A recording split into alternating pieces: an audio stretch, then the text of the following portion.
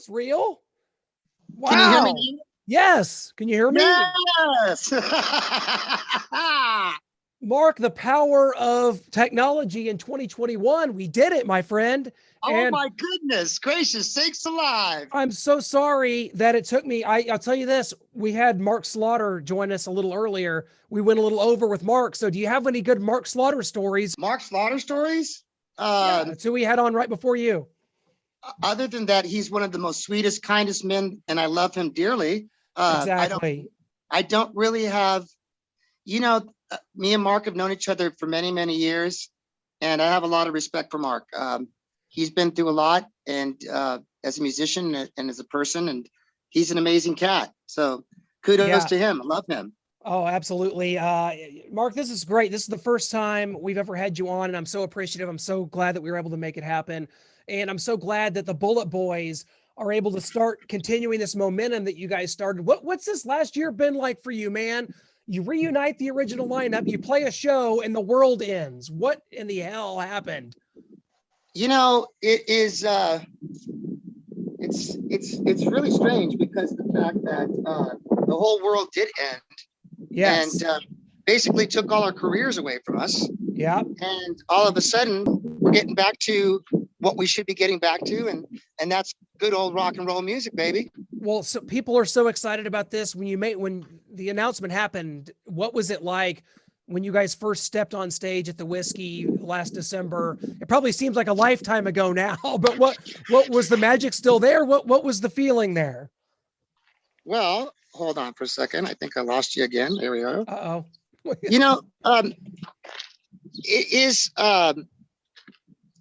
It has been really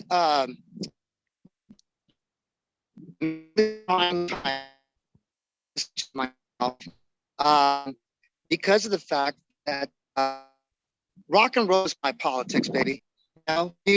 Performing, coming out and seeing all the beautiful smiling faces and the love that I miss from my friends and my family and my fans.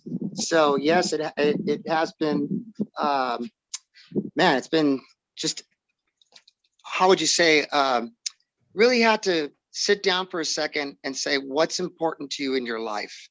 It's something that, and I've been doing a lot of working out. So I've lost a lot of weight, put on some really good muscle, and I stayed in shape. And that's what I'm most concerned about. So when people come out to see me play, that they know I wasn't wasting my time for a year and eating a bunch of donuts and eating a bunch of tacos and burritos.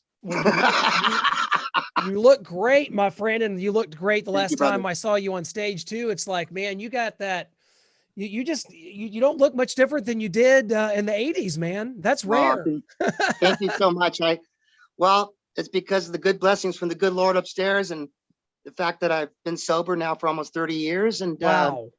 I have some amazing people around me, and I am a consummate workout artist. I try to keep in the best shape as possible because when I perform, I put a lot out there. I'm just not standing up there, so it takes a lot to be a performer and to really put on a show for our fans and the people that I love, What was the genesis for putting this lineup together? Because the BulletBoys, it's well noted, there's been a lot of people that have played in the BulletBoys over the years. Mark, there's been a lot of members.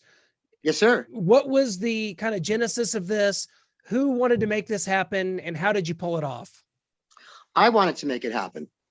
It's really, I was sitting on a bus, and I have to, first of all, I have to say this, kudos to the fellas that and my brothers that I've been working with, Chad C-Mac McDonald, Nick Ross, which was the key fundamental, the how would you say, the core of the band for the past 11 years.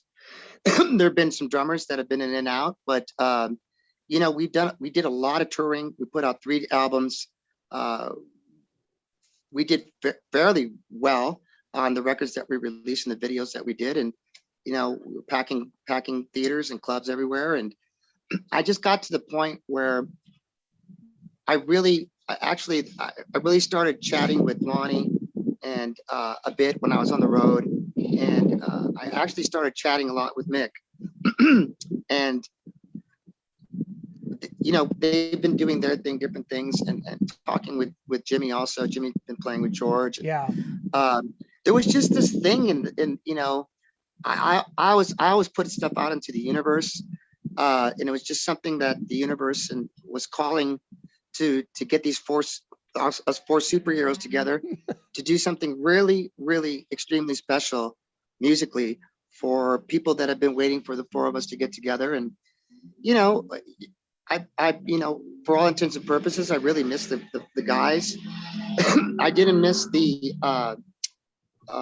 business of the band, but I miss the camaraderie and the musical, how would you say, expertise of the fellas, you know. And it was just time for us to do something, time for us to get it back together, jump on the horse. And you know, I wanted to do this more for the fans than myself.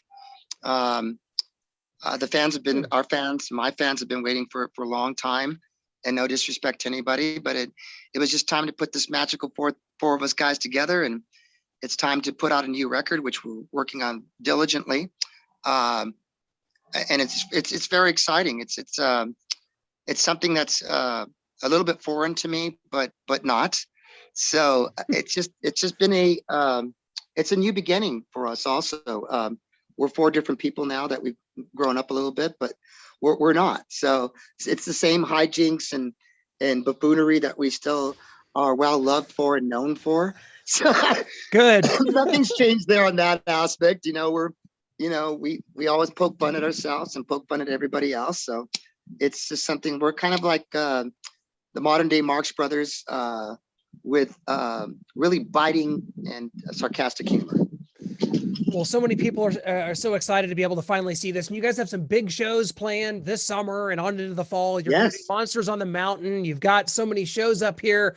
I mean, is there a pressure here? You guys had the show back in December, and is there some pressure you feel coming back on stage after such a long break? You know, it is, but I've been doing this for a minute, you know, bro, and that year off was kind of good for me. You know, it really helped me focus on my faith and family, and I've have tons of music that I've written, and it's just been, I've actually just moved in recently into a brand new beautiful home. So I'm kind of walking around right now and letting you see a little bit of it. Nice. I love the tour. Yeah. Yeah, we're on a ranch now. We're on 2.5 acres, and we're right down there. You're going to see some horses here really soon. Oh, that's right awesome. So yeah, if you can see this, I don't know, but we overlook the whole city over here. That's so nice. That's tremendous. So it's really great to be out of the city, Craig, because I can't stand the city anymore. and I love, I mean, I grew up in the city. You know what I'm saying? I mean, I'm all about the city, LA, born and raised, but there's just so much, I don't know, just so many strange events and people that are trying to be so divisive that I'm not into divisiveness. I'm into togetherness. I'm into love, kindness, not separation. So, and probably not into 30% state tax either. I'm assuming. Yeah, dude. It's that's insane, man. Yeah, but see, here's the thing, you know, it's like city life's a whole different thing now. It's become this, oh my gosh. I hate to put it down because I love my city. I love LA. And I love LA too. I'm with you, but I get it. You know, it's just too much. There's too much political fray for me. I do have my political outlooks and what I think, but you know, politically, like I say again, my politics are rock and roll, baby. My politics are to make people happy and to sell smiles. I sell smiles for free. So that's what it's about for me. Everything else that's been going on in the world in this crazy universe, I think we just really need to be concerned with loving on each other a lot more, having acceptance, but really not underestimating us as American citizens, and knowing that all of us have this incredible magical power of love, LOVE. And it's not about peace and love and all this other stuff. I get it. Peace and love is amazing. It's about love, period. Loving people unconditionally with their faults and everything else. And I try to spread that message. That message is a faltering message here in our country and abroad. And we have to really, really, really start loving on each other a lot more. And sometimes we have growing pains of love, and it's a difficult thing to understand as far as where you can actually grasp that, where you can share that every day. And every day is just being kind to people, man. Even if you're feeling like garbage, even if you feel like shit and bad mood, just one time out of your whole day, be decent to people. Man, I like to talk to people. Maybe it's because I'm an entertainer, but I always like to chat with people. Good morning, how's it going? It's complete strangers. But this is the way, that's how I roll. I roll with kindness and decency and respect. I really respect that. I wish it was that easy. It seems like it would be. And I think that the last year has been rough for me, just because, I mean, I've never gone a year without going to a concert before or had some of these things. And I know people that have been affected way worse than I have. I am not judging. Yes, we've all had different things go on, but you know, I know bands that have lost their livelihood, that have had to try to apply for loans and just to keep afloat. And you guys are the people that are out there that are a part of people's soundtracks of their lives. I think it's really important. So yes, I also like to say that I've been asked this a couple times. We played our first show, just a shout out to Kentucky, to Corbin, Kentucky. We played our first arena show with Winger and Firehouse in Kentucky about a month ago. Yep. And no one had masks on. It was completely an unbelievable event. So much love in the air. The fans didn't want us to leave the stage, which was pretty much unprecedented, and showing us so much love. No one got sick, but I'm a person of, we have to also realize that we have extremely strong immunities, and we have to let those work at some point. So my thing is, everything's opening back up. California's open back up again. So we just have to have faith, and we have to really be diligent and just the biggest thing, what's the greatest thing to me throughout this whole pandemic, and I won't say great because I know there were lives lost, and I have deep concern and deep feelings of sadness and empathy for people that have lost their loved ones. But one of the greatest things that I've seen is hygiene. Something we don't really talk about too much. You know, is it going downhill? Hygiene. Is that what you're saying? Yeah, I'm talking about people washing their hands, washing themselves, taking showers, baths, keeping yourselves clean. You know what I'm saying? Because, you know, it's always so fresh and so clean. You got to be clean, baby. You got to do your thing. Keep those hands clean.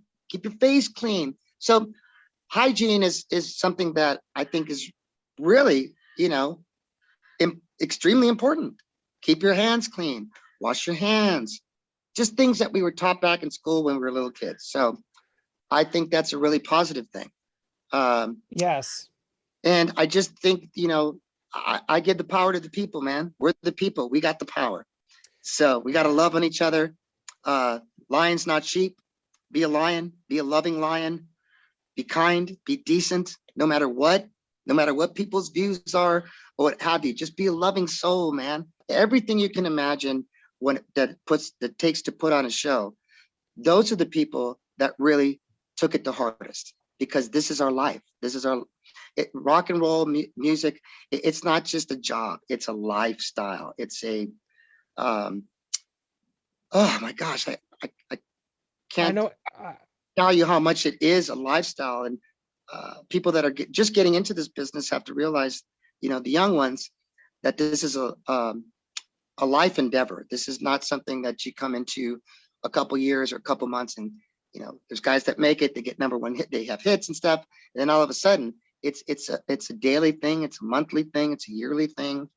it's a constant thing of working on yourself, even when you get older, to stay in great shape so you can perform for people and look fabulous. And here we are. Marq, speaking of that, I want to go back a little bit in a time machine and go back to the early 80s in LA when you were playing guitar in Rat for a while. You are the singer from King Cobra for a while. You're trying out for Ozzy Osbourne's band After Blizzard of Oz. How did kind of those experiences kind of land you with the BulletBoys? How did that all happen for those of us that our listeners that aren't sure? To take us back then, and Sure. how did you get from that point to BulletBoys, multi-platinum albums with the BulletBoys, Smooth Up in Ya, MTV? How did it all happen? First off, I didn't cut my hair. It's all up in a hat. Exactly.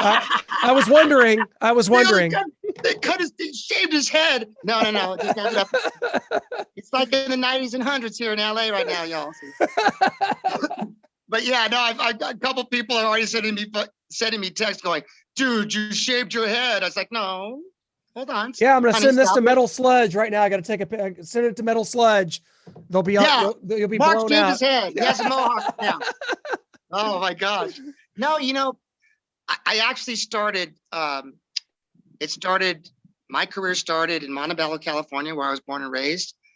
And real quickly started with my family. I've been performing since I was about 5, 6, 7 years old. We'll go to Rat, first of all. When I actually was asked to join Rat by Steven and Robin, before that, I had just got the gig for Ozzy Osbourne to be the guitarist for Ozzy Osbourne. Yep, right. And we worked for about a month, rehearsed with the band. Ozzy was incredible, and Sharon, just sweethearts and so kind and loving. I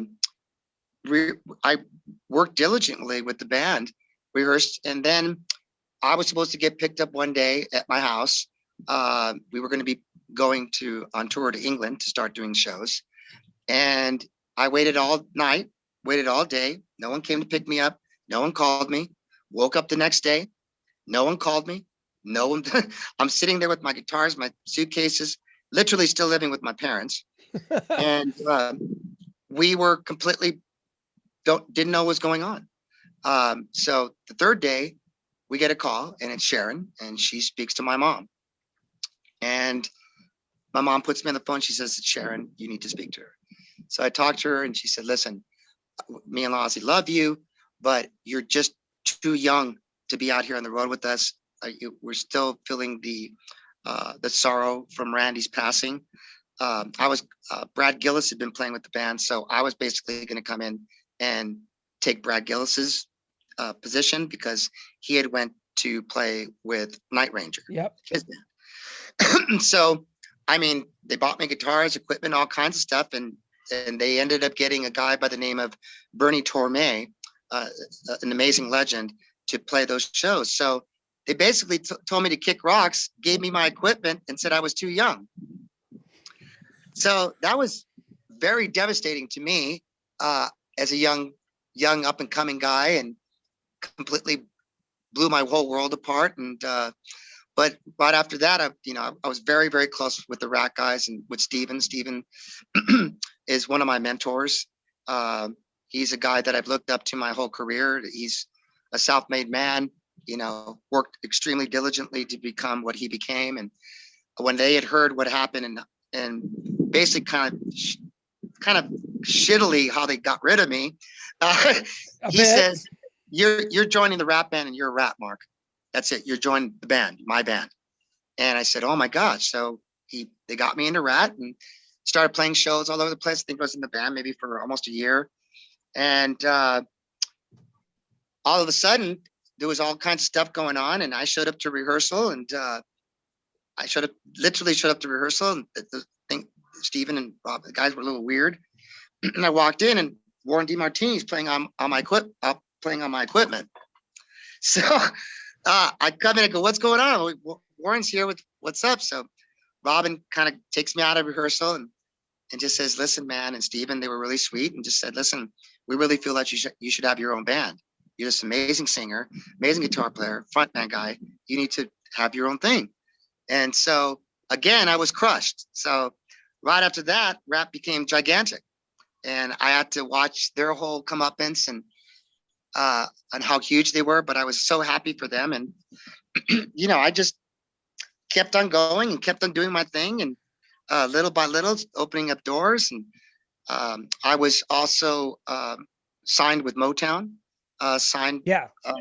by Benny Medina and Carrie Ashby Gordy Jr., who I love with all my heart.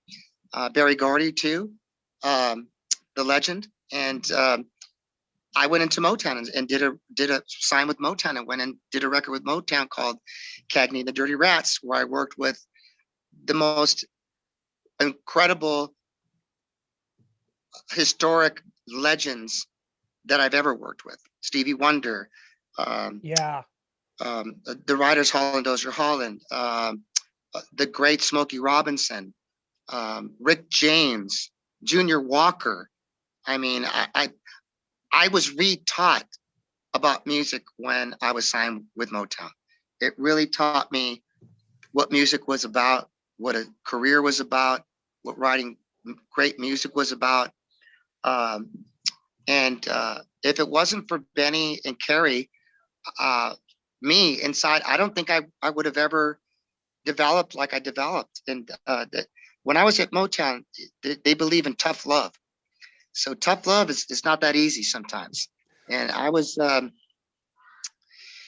was a punk rock surfer kid, grew up skateboarding, listen to R&B, punk rock, and rock and roll music. And I had about 10 chips on each shoulder. So I was taught how to manage those chips on the shoulder, and to get rid of them, and to become and flourish as an artist. And I always revere Motown as really teaching me. And I grew up with Motown. That's all I used to listen to when I was a kid. That's all I listened to. So it was still is one of the greatest moments of my life and my career. Now, Cagney and the Dirty Rats they didn't sell a bunch of albums, but we were only one of the first bands that actually was a mixed race band. We had 2 Black guys and 2 Latino guys doing pop funk music, and for all intents and purposes, it was very rad and a very cutting edge type of thing. Benny and Carrie were, they worked so hard in a production company called Pocket Rock Productions, and that we worked diligently. I mean, we're talking rehearsals from 10 o'clock to 10 o'clock at night. And in between that, we take a break, and there's dance rehearsals. Yeah. So wow. There's choreography. There's homework of reading about the history of Motown and the artists, and it's a whole nother world. So I was very, very fortunate and very blessed to be signed with the greatest record label of all time, which is Motown Records. So after that, I'm trying to give you like this little short synopsis. I love it. This is great. I'm not trying to be too lengthy here. So I love it. This is great. This is great. After that, there's so many, Hollywood, it's just, there was so many great musicians at the time. After Motown was done, I just started, reaching out to my buddies and my friends. One of my closest friends was Lonnie Vincent. He was playing in a band called King Cobra. Yes. And at that time, they were looking for a new lead singer because Mark Free had left the band. So they'd already been in like a couple records. So Lonnie had told me, he says, dude, can you drop the guitar for a second? Come in and sing for this band. Try it out. If you don't like it, I get it. But your voice is incredible. Please, I love you. Please come in and try out for this band. So reluctantly, I went in and tried out for the band. And I wasn't a big fan of their music per se. Not really. But I love Lonnie, and he was my best friend. And I wanted to be with him and play in a band with him. So we did some shows. We toured in Spain, and the guys in the band were very disgruntled. They weren't really happy with the way the band was moving musically and what have you. And me and Lonnie always wanted to start our own band. So we played in the band for a minute, and it just got to that point where we were writing so much, and we didn't want to be a part of something that was already formed. So we wanted to form something brand new. And that's where we hooked up with Mick Sueda. Yep. He was very disgruntled with the band, extremely disgruntled. He was not about the band, didn't dig it, didn't like where it came from. And we just sat down one day and said, hey, me and Lonnie are leaving. We want to start a new band. And Mick was into it. So we just started working and writing and working diligently every single day, every night we were working. There was no time off. There was no, screwing around. It was diligent. It was writing music and working to become a household name. And that's what we wanted to do. We've been so kicked around the LA scene, and, even though as good as me and Lonnie were, people didn't let us into the right parties and kind of chased us away and F you guys, this is only for the cats, so we had to go make our way to things. And all of us in the band had huge boulders on our shoulders. We were very punk rock. We literally, grew up fighting in bars, fist fighting, grew up in rough parts of town. So we weren't going to let anybody take this from us. And I think that's what it came down to, is just the strong mental capability that we were watching people on MTV at the time. And we said, we're just as talented as they are, but we're going to have to work harder than they did. First of all, I have to work harder because I'm a brown skinned man. And back in the day, brown skinned men wasn't that easy coming into the business at that time. Not at all. And it was very difficult for me as a brown skinned man coming into the rock and roll business. I took I took a lot of bigotry, a lot of racism, spent a lot of nights in tears, spent a lot of nights breaking myself in to be the fighter that I am, and to fight through color where people recognize my talent instead of the color of my skin. So, and I do say that with love in my heart, because I do realize that some people grew up in families that was no fault of their own, the way they thought. So when we came up and we were doing the BulletBoys, and we had the last piece of the puzzle, which was Mr. Jimmy DeAnda, who I grew up with, who my little sister went to school with his older brother. And he was, 16 years old, playing all these, backyard parties. That's what we started, playing backyard parties in Montebello, all of us. And he was just the savant of a drummer. I mean, I've never seen a kid that was more talented than any 20-year-old or what have you. He was just that good, so we went through a bunch of drummers, and I was just thought that Jimmy was going to be the guy, because he just, he grew up with me. I loved him to death. We're family, and I thought he'd be perfect for it because he knew how to diligently work. So when we first got him in, it was really hard. It wasn't that easy. Lonnie had been playing with Carmine, and Mick had been playing. We've been playing with these other musicians, and Jimmy just wasn't at that level yet, but in my mind, he was. So we just got together and started playing and playing and playing and playing. It just wouldn't stop. We had garage parties at Lonnie's mother's garage, where Jimmy would come and play. And then, we just decided Jimmy's blowing away all these old men. And we were young, like we had a bunch of old guys coming play with you and stuff. We're like, no, get rid of these old dudes. It's not happening. They've already had their time. So Jimmy came in and just was crushing it. And him and Lonnie, to me, are one of the best rhythm sections in rock and roll ever. Yes. Regardless of what people think or how many records we sold, you cannot mess with Lonnie Vincent or Jimmy DeAnda. It's even when we're rehearsing right now, we're writing, I just sit there in amazement because of that rhythm section. You don't fuck with that rhythm section, man. You just can't. There's a headline. I like that. And you're very brutal. Right. And I'm just I think that what you went through there, I think it's built so much character, and there's so much that your life, the way it's turned out, I think you probably wouldn't trade any of it for the world to wind up in this position. So here we are 33 years later, and it's all good. Yeah.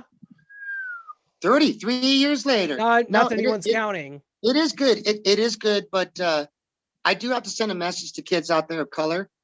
don't listen to anybody. Don't listen to anybody trying to steal your dreams. Trust me, if I would listen to the people that were telling me what they told me, I would have never been sitting here with you, Craig, I love ever. that. I would have never been there. You know, me and Jimmy were probably the first Latinos in a band to come out of Montebello, California, to make it. There wasn't incredible. one of our favorite bands was Armored Saint, our Latino brothers playing in that band. Sandoval, yeah, Phil Sandoval, great guy. Oh my gosh. Those guys are like, those guys are heroes to me because they stuck to their guns. They did what they did, talented guys. But I was very trippy. I didn't see color. I didn't see myself as being a guy of color. I grew up surfing and fucking skateboarding and playing tennis and sports and, being with hot girls. And that's what really matters. They didn't care what color skin I was. No. But there were those people that were in this business. It was like that. Well, so the fact that we saw through all that and that people stood up for us. Now go into management, Dave Kaplan management, our illustrious manager. That was one of the reasons why we did anything, because he pushed the limit. The great label Warner Brothers, Ted Templeman, our producer. Oh gosh, everybody that was involved with us. Roberta Peterson, who was Ted Templeman's sister. May she rest in paradise. Incredible. We loved her with all our hearts. She's the reason why some of these big bands that you see around are even a household name. She works so hard. Everybody that was there that helped us. It was they worked so hard for us, and they believed in us, and Ted believed in us. So that was the big thing, that we were very, very fortunate that we were with people that didn't see color. They saw talent. Warner Brothers is still, to me, at that time, that regime was the greatest label of all time. We were very lucky to be with that. And I'm sure people will argue the fact, and I get it, but to me, they were. You couldn't mess with Warner Brothers at that time. No way. You're so right. And Mark, I cannot thank you enough we fought through adversity. We fought through running late. We fought through some technological issues, and I just want to thank you. Zoom is giving us the countdown. It's kicking us off.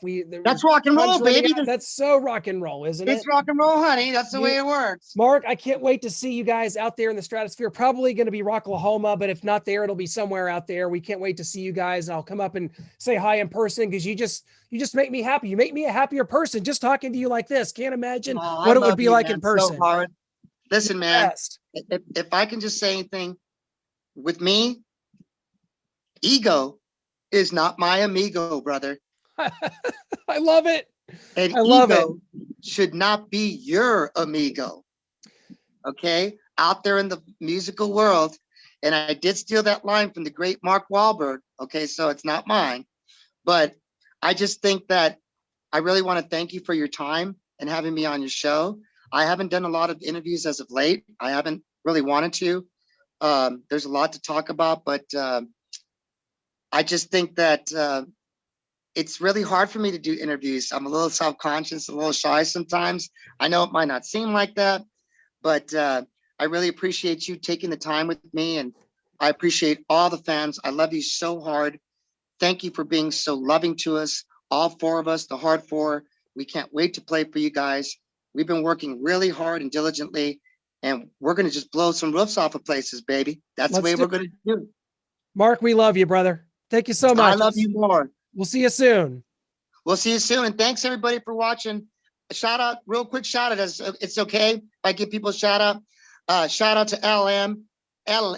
Shout out to Chief Sonny Deanda. Shout out to Mickey Sueda. Shout out to Lonnie Benson. I love you guys.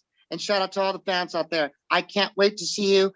And fuck all this shit. I'm going to give you big hugs and kisses when I see you. All right? Thanks, Mark. Love you, man.